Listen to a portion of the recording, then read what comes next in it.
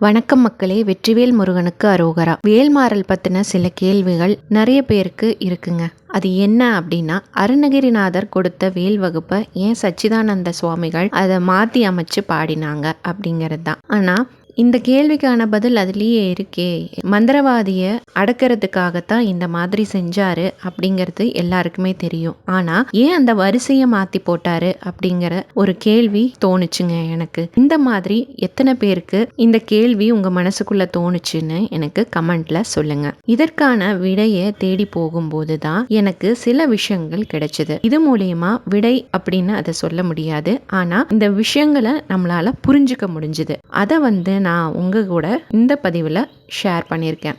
விஷயங்களை உங்க கூட ஷேர் பண்ணுறதுக்கு முன்னாடி நமக்குள்ள இந்த ஒரு கேள்வி மட்டும் இல்லை, இன்னும் நிறைய கேள்விகள் வந்திருக்கு. என்ன அப்படின்னா, எதுக்காக இந்த பாடலை இப்படி மாற்றி அமைச்சாரு, அது மாற்றி அமைக்கும் போது அதில் என்ன விஷயம் நடக்குது, வேல்மாறலை ஏன் ஔஷதம்னு சொல்கிறாங்க, இதை படிக்கிறதுனால நமக்கு எப்படி பாசிட்டிவ் எனர்ஜி கிடைக்குது அப்படிங்கிற கேள்விகள் எல்லாமே எனக்கு வந்துச்சு. இதற்கான விடையும் இந்த பதிவில் இருக்கு. கண்டிப்பாக நீங்கள் இந்த பதிவை கடைசி வரைக்கும் பாருங்க. உங்களுக்கும் சில விஷயங்கள் புரியும், உங்களுக்கு சில விஷயங்கள் தேடி பார்க்கணும்னு தோணும். அந்த மாதிரி நீங்களும் இந்த விஷயத்தை தெரிஞ்சுக்கணும் அப்படின்னா இந்த பதிவை கடைசி வரைக்கும் ஸ்கிப் பண்ணாம பாருங்க. இப்போ முதல் கேள்வி, இந்த பாடலை ஏன் அவர் மாற்றி அமைச்சாரு அப்படிங்கிறதுக்கான விஷயத்த நம்ம தெரிஞ்சுக்கலாங்க. அருணகிரிநாதர் கொடுத்த வேல் வகுப்புல 16 அடிகள் இருக்கு. அந்த 16 அடிகள் லலிதா மகா திருப்புர சுந்தரி கடவுளுடைய சோடச மந்திரத்துக்கு இணையான சக்தி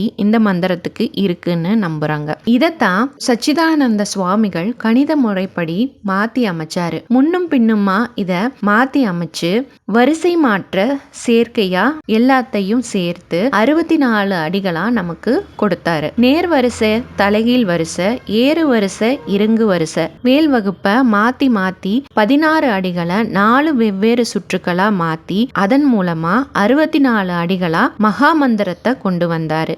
இந்த 64 அடிகளுமே நம்ம வாழ்க்கையில கத்துக்க வேண்டிய 64 கலைகளை உணர்த்துது. உங்களுக்கு முன்னாடியே சொல்லி இருந்த மாதிரி அந்த மந்திரவாதியோட தீய செயலால சச்சிதானந்த சுவாமிகள் அவரோட பேச்ச இழந்துட்டாரு. அப்பதான் அவருக்கு இந்த வேல் வகுப்பு மாத்தி மாத்தி பாடி தன்னோட பேச்சாற்றலை மீட்டெடுத்தாரு, தீவினைகளையும் அழிச்சாரு. இந்த பாடலை மாத்தி மாத்தி பாடுறதுனாலதான் இதுக்கு வேல்மாறல்னு பெயரும் வந்துச்சு.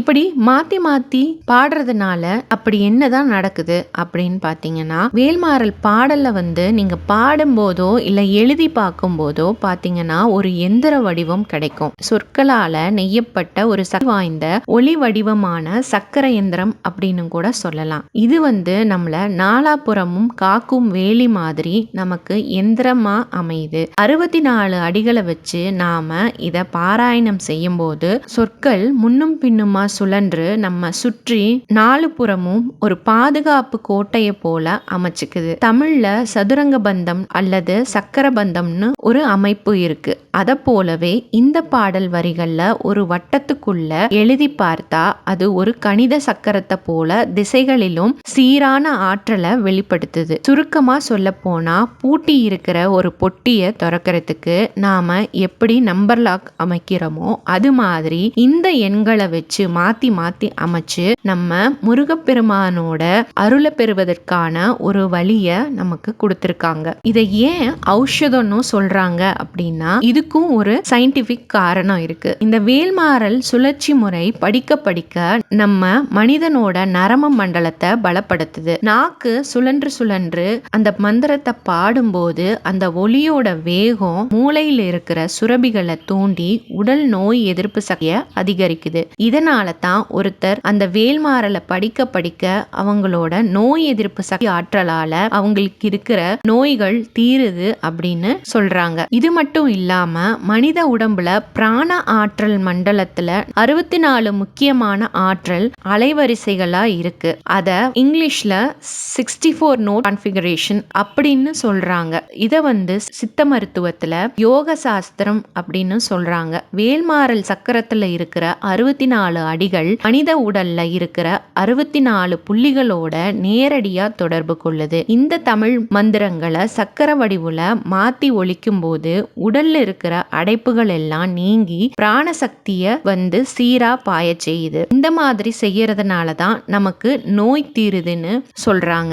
இத சயின்டிபிக்கா நம்ம உடம்புல இந்த மந்திரம் செய்யற வேலைப்பாடுன்னு கூட சொல்லலாம். கடைசியா இருக்கிற கேள்வி என்னன்னா, இந்த வேல்மாறலை படிக்கிறதுனால நம்மளுக்கு எப்படி வந்து பாசிட்டிவ் எனர்ஜி வருது அப்படின்னு பார்க்கலாம். யோக நிலையில 7 சக்கரம் இருக்கு அப்படின்னு சொல்றாங்க. இந்த வேல்மாறலை படிக்க படிக்க அந்த சக்கரத்தோட ஆற்றலை தூண்டுது. இதனால மன அமைதியும் தெய்வீக ஆற்றலும் நமக்கு இடையே உறவாகுது. வேல்மாறல்ல இருக்கிற அந்த எழுத்து ஆ மற்றும் லே அப்படிங்கிற எழுத்துக்களோட ஒளி அதிர்வு மனிதனோட மூளையின் அலைவரிசைய மாற்றி அமைக்கும் திறன் அதுல இருக்கிற வரிகள் முன்னும் பின்னுமா ஆற்றி படிக்கும்போது அது ஒரு ஒளிவியல் ரீதியா ஒரு பாதுகாப்பு வளையத்தை மனிதனுக்கு சுற்றி உருவாக்குது. இது மனிதனோட உடல்ல இருக்கிற எதிர்மறை எண்ணங்களை மாத்தி மன அழுத்தத்தை குறைச்சு பயத்தை முழுவதுமா நீக்கி நமக்குள்ள இருக்கிற பாசிட்டிவ் எனர்ஜியை கூட்டி நெகட்டிவ் தாட்ஸை நம்ம கிட்ட இருந்து விலக்கி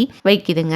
இதனாலதான் நமக்குள்ள பாசிட்டிவ் எனர்ஜி கூடுது. நாம நினைச்சிட்டு இருக்கோம் நமக்கு முன்னாடி இருந்த முன்னோர்கள், மாமனிதர்கள், அதுக்கு முன்னாடி இருந்த சித்தர்கள் எல்லாருமே தெய்வீக பாடலை மட்டுமே இயற்றி அவங்களோட பக்தியை மட்டும் காட்டியிருக்காங்க அப்படின்னு. ஆனா அது கிடையாது. அது வந்து அறிவியல் ரீதியாகவும் உடல் ரீதியாகவும் அவங்க நமக்கு நன்மை செய்ய வேண்டிய பாடல்களை தான் கொடுத்திருக்காங்க. இது மாதிரி பாடல்களை நம்ம பாடும்போது நம்ம உடல் ரீதியாகவும் நம்மளை சுத்தி அலைவரிசை ரீதியாகவும் நமக்கு நல்லது மட்டுமே நடக்குது. இந்த மாதிரி நான் கேள்வியை தேடி போகும்போது இந்த பதிலெல்லாம் தான் எனக்கு கிடைச்சது. உங்களுக்கும் இந்த பதிவு பிடிச்சிருக்கும்னு நினைக்கிறேன். எனக்கு புரிஞ்ச விதத்துல நான் வந்து உங்களுக்கு தெளிவுபடுத்திருக்கேன்னு நான் நம்புறேன். இந்த பதிவு உங்க எல்லாருக்குமே பிடிச்சிருந்தா லைக் பண்ணுங்க. உங்களோட உற்றார் உறவினருக்கு இந்த பதிவை ஷேர் பண்ணுங்க.